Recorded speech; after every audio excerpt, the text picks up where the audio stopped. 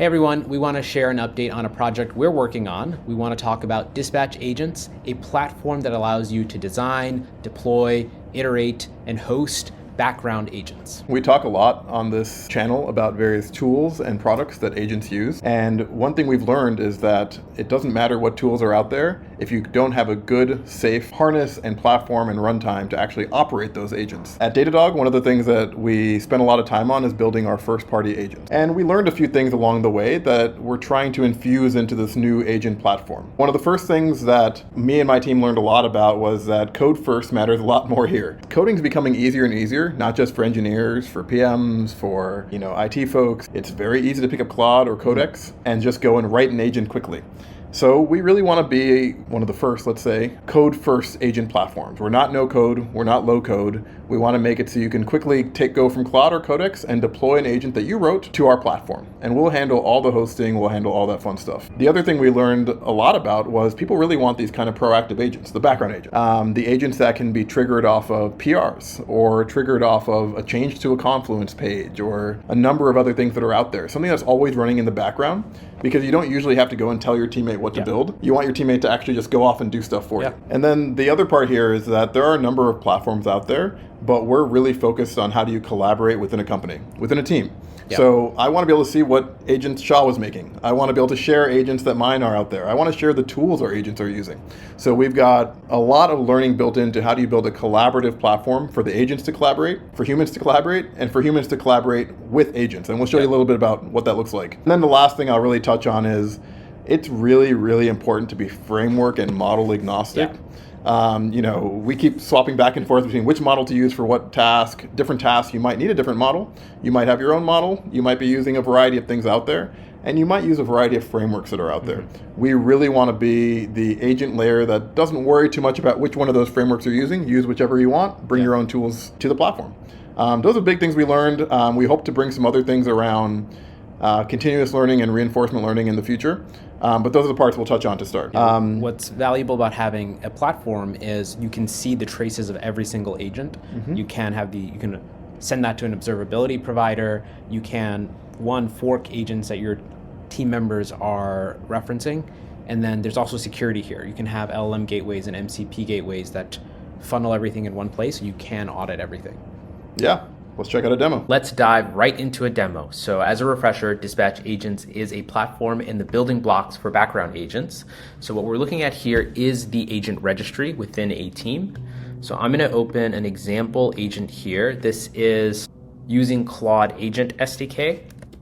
If I hop to the top here, you can see the instructions. This is a company research agent, pretty classic example. And really you're going to define the instructions, the tools, and in this case, we're using Claude Agent SDK, and Claude Agent SDK comes with Web Search and Web Fetch. You can add as many tools as you want here. And you may be thinking, okay, this is a code-first platform, but in reality, we did not write a lot of this code, and a lot of our users don't write this code. They're using coding agents to get the flexibility of code, but they can work with a coding agent to define the behavior, select tools, without having to explicitly write the exact logic. And we also have a dev experience, so directly through the MCP, you can ask your coding agent, if you're already using Claude Code, Codex, or Cursor, you can use our MCP server to work through that dev experience and even deploy. So in this case, I've asked it to run the local server. And if I come here, you can see my agent is running locally. I've run it on the company Datadog, and you can see the output where it got information through web search and just created a simple report. And then when I'm ready to deploy my agent, I'm just going to go back into Claude Code, and I'm just going to ask it to deploy this agent. Now, you could also do this through our CLI, but it's much easier to do through an MCP server using it on a coding agent. Now, once the agents are deployed, you'll see them here in the agent registry.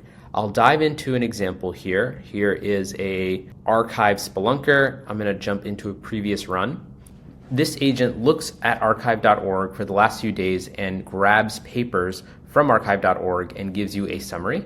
So if I look here, you can actually see the report that was generated, and we'll summarize them and answer questions based on your instructions. So how are these agents actually invoked? You can either invoke them through events, or through a schedule.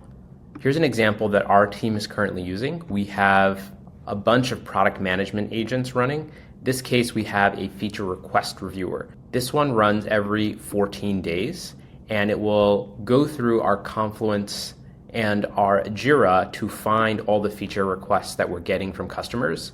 And it will go through them, categorize them, prioritize them, and put them in a new Confluence doc that the team will review and kick the next sprint off. What does it mean to be event-driven?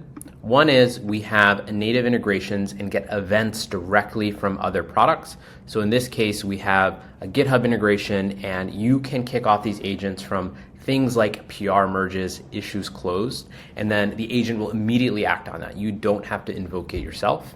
Second, we just saw the schedule. So if I jump into the scheduler, so here in schedules, I can see existing schedules that are defined, or I can create a new one, and you can define the schedule or use natural language to say, okay, I want this to run every Monday at 3 p.m. and it'll create that cron expression on my behalf, and it's off to the races. Those agents will run on their own. So we just ran through what it looks like to define an agent. You can use our templates or use a coding agent to write your own agent, connect it to events, have it react, and have it create new documents, respond to you, message you on Slack, whatever your team needs to be in the loop. Then it's deployed, and you can see your agent invocations and all the observability of your agent.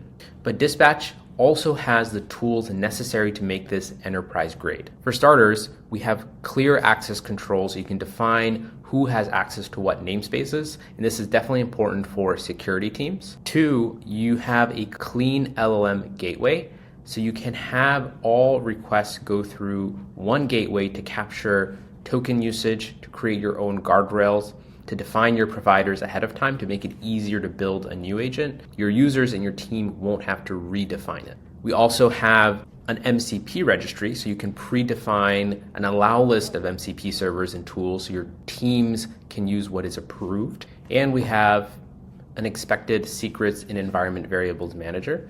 That's a quick overview of Dispatch agents. It's a platform for designing, deploying, managing, and observing agents that your team will use to get work done. We have teams of engineers, support agents, technical solutions, product managers already using the platform, and teams are already forking other team members' agents to have them work for themselves. And if you're interested in using our platform, feel free to sign up. We're letting folks off the waitlist pretty quickly. And thanks.